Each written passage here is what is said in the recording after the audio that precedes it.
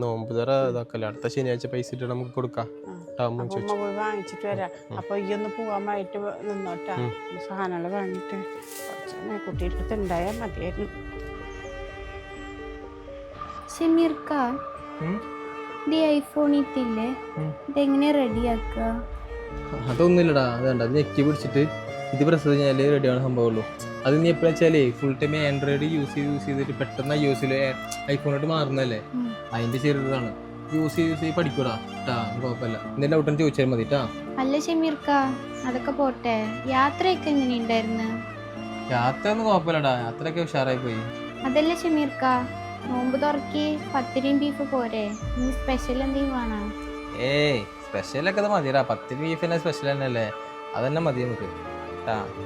ഇതാരാ വരുന്നേ? സെബീനത്തല്ലത്? സെബീനത്ത, എന്തൊക്കെയുണ്ട് വിശേഷങ്ങളൊക്കെ?